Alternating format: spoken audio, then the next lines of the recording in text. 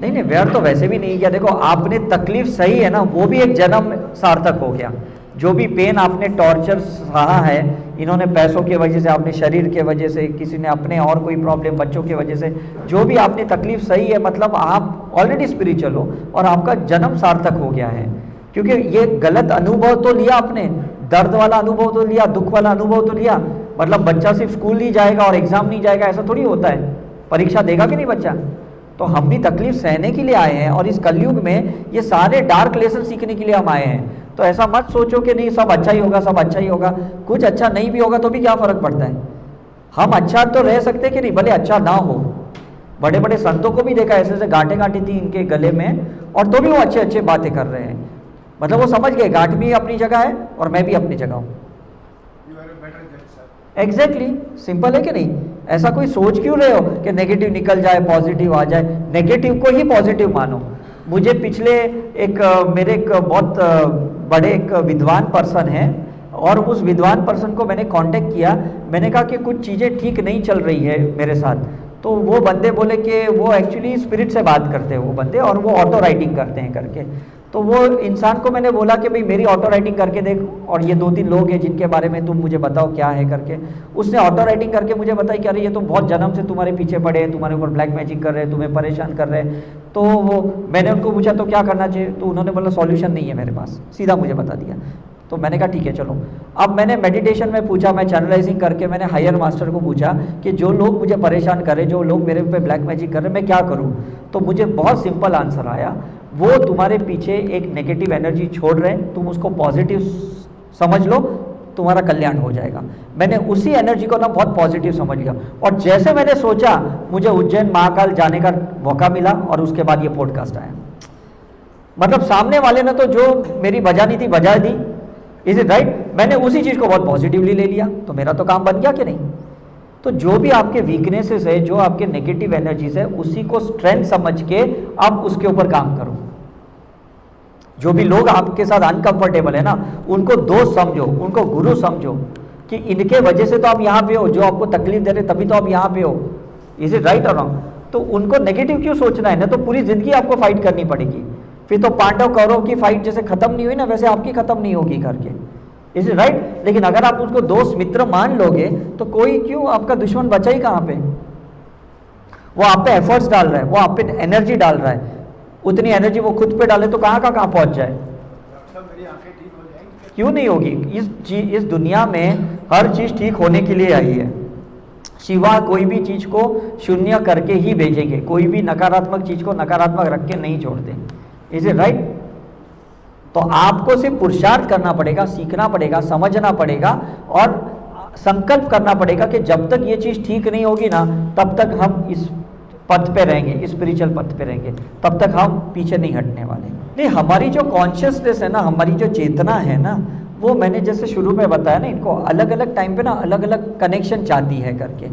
क्योंकि हमारा समय आ गया है अब मल्टीवर्सेटाइल बनने का, हमारा समय आ गया वननेस में आने का। तो जो जो चीज़ें हमने नहीं पूरी की है ना, उसको पूरा करने का समय आ गया है करके।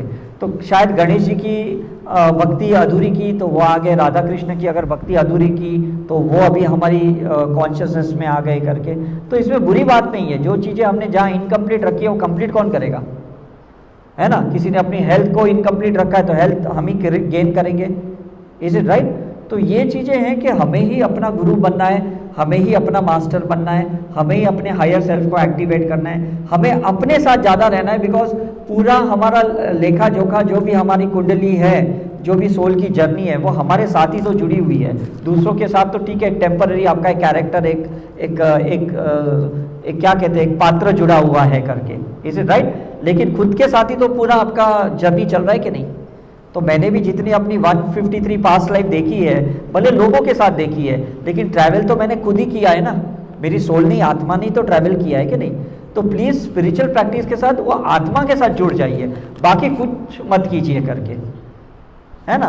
तो जब भी आप आत्मा से जुड़ जाएंगे ना, आपके फिजिकल इश्यूज़, आपके मेंटल इश्यूज़, आपके हेल्थ इश्यूज़, आपके फाइनेंशियल इश्यूज़, आपके रिलेशन के इश्यूज़ सब आपको समझ में आएंगे कि मेरी आत्मा की जर्नी में कौन से चैप्टर्स इनकम्प्लीट है, जिसको कंप्लीट करने के लिए ये मेरा अनहील पार्ट में लेके आए हूँ इस जीवन में, और मुझे उसको कैसे भी कंप्लीट करना है करके। इसलिए मैंने कहा ना कि अभी देखो नेगेटिव चीज़ों पे फोकस मत करो, सॉल्यूशन पे फोकस करो। जितनी नेगेटिव चीज़ों पे फोकस करोगे वो चीज़ें और बढ़ती जाएगी और बढ़ती जाएगी और बढ़ती जाएगी। इसलिए जितने भी लोग ने पॉडकास्ट करने के बाद मुझे मैसेज किए, सर मुझे ये प्रॉब्लम है, ये प्रॉब्लम है, मैंने कहा मुझे प्रॉब्लम से डिस्कशन मत करो, ये मुझे पूछो कि सर सॉल्यूशन क्या है। समझ में आ रहा है कि नहीं? और जो सॉल्यूशन हम बता रहे हैं ना, वो सॉल्यूशन आप आंख बंद करके फॉलो करो, क्योंकि हमने बहुत रिसर्च किया है। हम आपके ऊपर कोई एक्सपेरिमेंट नहीं कर रहे हैं, हमने बहुत एक्सपीरियंस ऑलरेडी ले चुके हैं। मतलब ऐसा नहीं कि चलो हम ट्राई कर रहे हैं आपका फ़ायदा हो जाएगा, ऐसा नहीं है करके। Is it right? हमें कोई कर्म नहीं बांधने आपको गलत रास्ता दिखाना या गलत आपके ऊपर एक्सपेरिमेंट करके, राइट? हम भी मुक्त होने के लिए आए, आप भी मुक्त होने के लिए आए हो। तो आपके ऑरा जो भी आज हमने जितने लोगों के किए हैं, अब हम ये टॉक एंड कर रहे हैं, इसके बाद हम जिसके भी ऑरा को गाइड करेंगे प्लीज़ उसको फॉलो कीजिए। कुछ दिन पहले जब मैं दिल्ली इसी जगह पे आया था और मैंने काफ़ी लोगों को ऐसे एडवाइस की, तो उसमें 80% लोग भाग गए, सिर्फ 20% लोग हमारे साथ जुड़े रहे जिनको रियली खुद पे काम करना था। बाकी लोगों को लगा कि शायद यहाँ आने के बाद कुछ बड़ा चमत्कार होगा और हमारा प्रॉब्लम सॉल्व हो जाएगा। ऐसा तो हुआ नहीं, इसलिए वही गायब हो गए। Is it right? तो पहले तो ये डिटर्मिनेशन संकल्प कर लो कि मुझे सीखना है, समझना है और मुझे अपने प्रॉब्लम खुद सॉल्व करने हैं, मुझे किसी पे डिपेंड नहीं रहना है। क्योंकि यहाँ हमारे टीम में से कोई गुरु नहीं है कि जो आपके सर पे हाथ रखेगा और आपके प्रॉब्लम सॉल्व हो जाएंगे। यहाँ सब ये साइंटिफिक लोग हैं जो रिसर्च कर रहे हैं करके। Is it right? मैंने भी कोई बड़ी साधना या कोई तप ये नहीं किया है, लेकिन मैंने साइंस के टेक्नोलॉजी के थ्रू बहुत रिसर्च किया है और वही रिसर्च के माध्यम से हम आपको गाइड कर रहे हैं। तो प्लीज़ उसको फॉलो कीजिए आप करके। जैसे हम डॉक्टर को कैसे फॉलो करते हैं, वो कहते हैं भाई 350 शुगर हो गया तो ये मेडिसिन लेनी है, तो आप ले लेते हो क्योंकि डॉक्टर ने बताया कि भाई तुम्हारा शुगर बढ़ा हुआ है करके। Is it right? तो आपके ऑरा में भी जो हम गाइड कर रहे हैं कि ये चीज़ करनी है तो करनी है। फिर ये मत सोचो भाई सामने वाले का क्या फ़ायदा हो रहा है, आपका क्या फ़ायदा हो रहा है ये आप देखो। हमारा क्या फ़ायदा हो रहा है या कोई थेरेपिस्ट का क्या फ़ायदा हो रहा है या कोई ऑर्गेनाइजेशन का क्या फ़ायदा हो रहा है, ये दिमाग में आपको लाना ही नहीं है, नहीं तो आप कभी आगे नहीं जा पाओगे। समझ में आ रहा है कि नहीं? किसी ने अगर आपको एंटीबायोटिक लिख के दी और मेडिकल स्टोर में जाके खरीदोगे, वो कहेगा भाई 2000 की, आप सोचो कि इसका तो 2000 का फ़ायदा है, मुझे नहीं लेना है, तो नुकसान किसका है? नुकसान किसका है मुझे बताओ? आपका ही है ना। वो बंदा तो मेडिसिन रख लेगा, आपने नहीं खरीदी तो और कोई खरीद लेगा वो 2000 की दवाई और वो खा के ठीक हो जाएगा करके, लेकिन आपने नहीं खरीदी, आपने नहीं खाई, तो अब तो बीमारी रह जाओगे कि नहीं? Is it right? पेन होगा ना, मेमोरीज बाहर आती है, जो भी दबी हुई मेमोरीज है ना, चीज़ें बाहर आती है। इनको पूछो कितना ये अभी शिरडी आए थे, इसके बाद इनकी तबीयत कितनी खराब हो गई, क्योंकि हमें लगता है कि हम अच्छे हो जाएंगे। अच्छे नहीं होते, पहले सफाई होती है, पहले धुलाई होती है, उसके बाद अच्छे होते हैं। ये नेचुरल साइंस है, ये मेडिकल साइंस नहीं है कि सीधा शुगर दब जाएगा, ब्लड प्रेशर दब जाएगा, कोलेस्ट्रॉल दब जाएगा। ये सप्रेशन वाला, पैलिएशन वाला ट्रीटमेंट नहीं है, ये ऊपर लाने वाला ट्रीटमेंट है करके। Is it okay? देखो कम्युनिकेशन ना दो तरीके से ठीक हो सकते हैं, या तो आईने के सामने ना अपने आप की तारीफ करो और या तो भगवान के साथ कम्युनिकेशन करना शुरू कर दो, क्योंकि ये दो जगह पे ना आप जज नहीं करते हो। लोगों के साथ जब बात करते हो आपको लगेगा मैं बोलूँगी ये मेरे को पागल तो नहीं समझेंगे, मेरा मजाक तो नहीं उड़ाएंगे। Is it right? लेकिन आईने के सामने बात किया करो या भगवान के साथ बात किया करो, भगवान का कोई भी फ्रेम, फोटो, गुरु का जो भी रहेगा, क्या आपको पता है कि भगवान कभी जज नहीं करते। ऐसे करते करते ना फिर स्ट्रेंथ आ जाएगा, फिर गट फीलिंग आ जाएगी, फिर लोगों के साथ कम्युनिकेट करो। Is it right? या हमिंग मंत्र है, जो हम का ये मंत्र चैंटिंग है, जब आप करोगे तो ये थ्रोट चक्र ओपन हो जाएगा, वोकेबल हो जाएगा। ये कोई बीमारी नहीं है, ये हम हार्ट चक्र के मैच्योर सोल लेवल है और हार्ट चक्र से हम ओल्ड सोल लेवल पे आने की कोशिश कर रहे हैं। तो थोड़ा तकलीफ होगा, हमें रेजिस्टेंस होगा, लेकिन फिर धीरे धीरे ठीक हो जाएंगे। प्रेजेंट में रहना सीख लिया ना तो आपका पास्ट और फ्यूचर सब एक ही हो गया। समझ में आ रहा है कि नहीं? प्रेजेंट में रहना सीख लो, अब तो मैं कह रहा हूँ, दैट इज़ वेरी इंपॉर्टेंट। कुछ भी करें कोई फ़र्क नहीं पड़ता। मैंने कहा ना, मेरे साथ भी बहुत कुछ मैंने एक्सपीरियंस किया है, लेकिन मैं समझ गया कि प्रेजेंट में मुझे उनको पॉजिटिविटी लेनी है ना।